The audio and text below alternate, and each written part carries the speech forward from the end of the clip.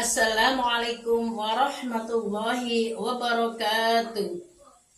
Alhamdulillahilladzi arsala rasulahu bil huda wa dinil haqq liyudhhirahu 'ala dini kulli wa kafa billahi shahida. Asyhadu an la ilaha illallah wa asyhadu anna Muhammadan 'abduhu wa rasuluh. Allahumma shalli 'ala Muhammad wa 'ala ali Muhammad. Amma ba'd. Para pemirsa yang dirahmati Allah, yang pertama-tama marilah kita tak henti-hentinya senantiasa memanjatkan rasa syukur hadirat Allah SWT, yang mana pada hari ini kita masih diberikan nafas, diberikan kehidupan, diberikan kesempatan untuk bisa menjalankan ibadah, yaitu ibadah puasa Ramadan. Dengan itu mari kita ucapkan syukur alhamdulillahi rabbil alamin. Salawat dan salam semoga tercurah kepada junjungan Nabi Agung Nabi Muhammad SAW, kepada keluarganya, sahabat-sahabatnya, dan para pengikutnya yang senantiasa istiqomah di jalannya. Semoga termasuk kita sekalian. Amin ya rabbal alamin.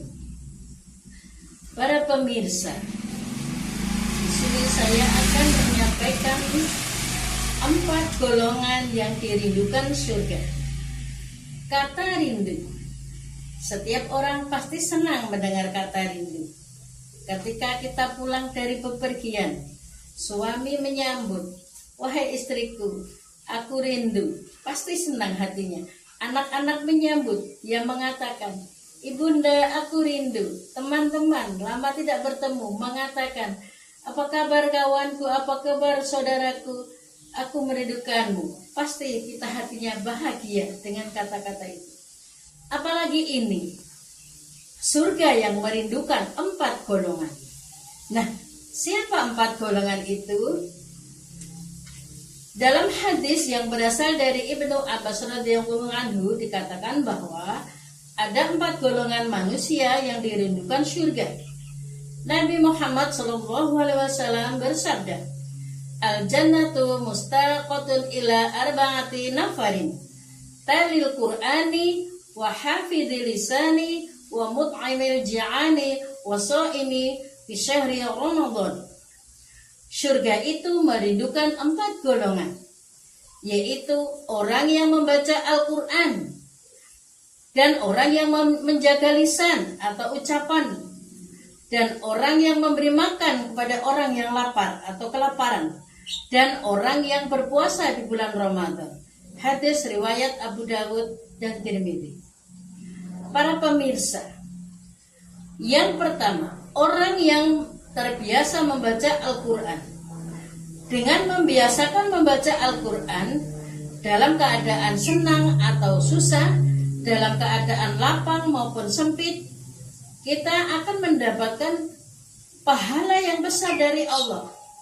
Dengan merutinkan kita ba'da subuh kah, setelah sholat maghrib sampai isya dan seterusnya, maka hati kita dengan membaca Al-Quran, hati kita akan menjadi tentram, hati kita menjadi bahagia, hidup kita menjadi berkah dan mendapatkan pahala yang banyak dari Allah Subhanahu wa taala.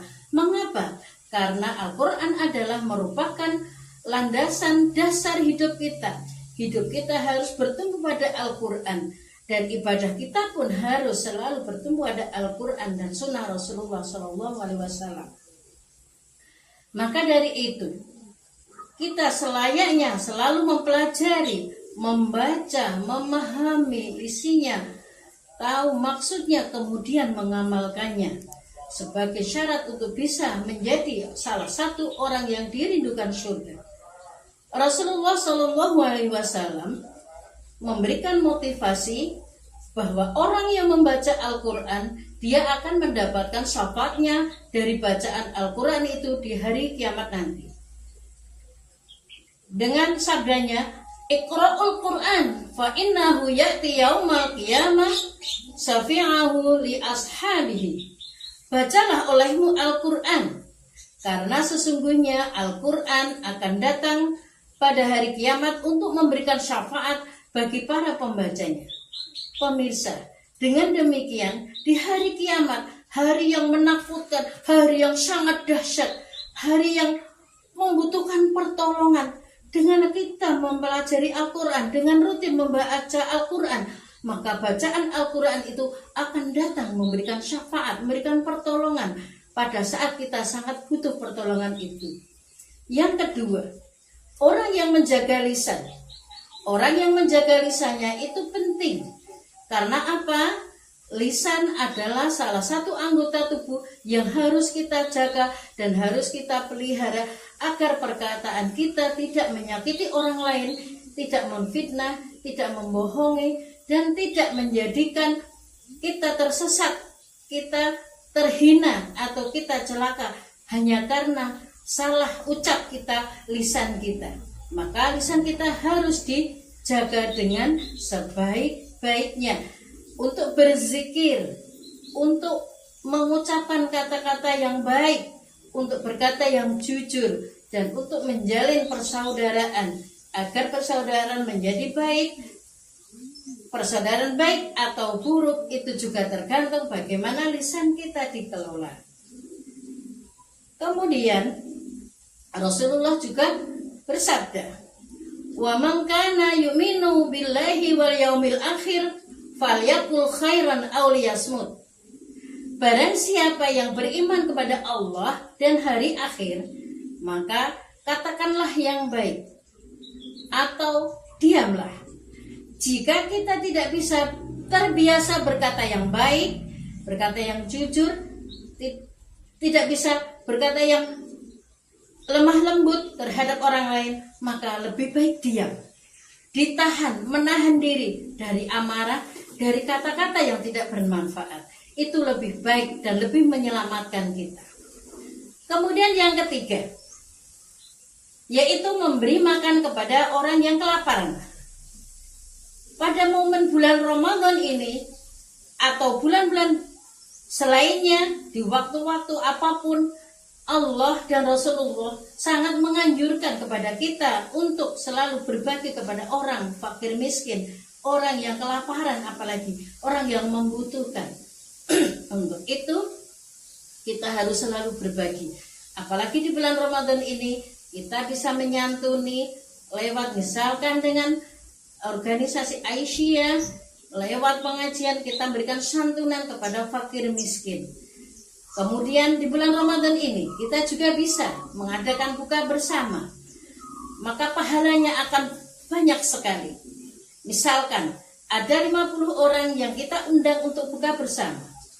Kemudian mereka datang dan kita akan mendapatkan salah satu dari puasa kita dan mendapatkan ditambah 50 orang yang ikut berbuka puasa dengan tanpa mengurangi pahala orang yang berpuasa. Di bulan Ramadan ini kita bisa mengeluarkan zakat mal atau zakat fitrah atau sedekah, berbanyak sedekah, membantu yang membutuhkan, fakir miskin. Itu sangat berpahala, banyak sekali. Allah sedang melimpahkan pahala, melimpahkan rahmat, melimpahkan barokahnya pada momen bulan ini. Yang keempat, golongan yang keempat adalah orang yang menjalankan puasa di bulan Ramadan. Puasa bulan Ramadan adalah perintah Allah langsung kepada orang-orang yang beriman. Jika kita memang benar-benar beriman kepada Allah, maka kita tidak ada kata lain, hanya sami'na wa ata'na. Kita menjalankan ibadah puasa dengan firman Allah dalam surat Al-Baqarah ayat 183. Ya ayyuhalladzina amanu kutiba alaikumusiyam kama kutiba alal ladzina min qablikum la'allakum tattaqun. Wahai orang-orang yang beriman, diwajibkan atas kamu berpuasa sebagaimana diwajibkan atas orang-orang sebelum kamu, supaya kamu bertakwa. Perintah langsung dari Allah berupa siam Ramadan, puasa Ramadan, merupakan kewajiban yang harus kita jalankan, harus kita lakukan sebagai orang yang beriman. Dengan bulan Ramadan, kita puasa ini ibadah yang langsung dinilai Allah, langsung diberikan pahala Allah. Bahkan Allah menyiapkan surga yang namanya pintu surga yang namanya Royan. Kemudian di bulan Ramadan ini, bulan yang penuh berkah, bulan pengampunan, bulan pembakaran dosa, bulan yang penuh rahmat, penuh barokah, kita akan menjadi orang yang sangat rugi apabila menyia-nyiakan bulan Ramadan dengan tidak menjalankan perintah-perintah Allah. Bulan Ramadan merupakan bulan yang istimewa. Di dalamnya ada peristiwa turunnya Al-Quran. Di dalamnya ada malam yang sangat luar biasa, malam Lailatul Qadar, malam yang lebih indah, lebih baik dari 1000 bulan. Maka dari itu, mari kita gunakan bulan Ramadan, bulan puasa ini dengan puasa yang berkualitas, yang penuh makna, yang kita mendapatkan ampunan, ridho, barokah, serta rahmatnya dari Allah Subhanahu wa Ta'ala. Semoga kita semua menjadi orang-orang yang termasuk dari 4 golongan, termasuk orang-orang yang dirindukan surga. Amin ya robbal alamin. Akhirul kalam. Wassalamualaikum warahmatullahi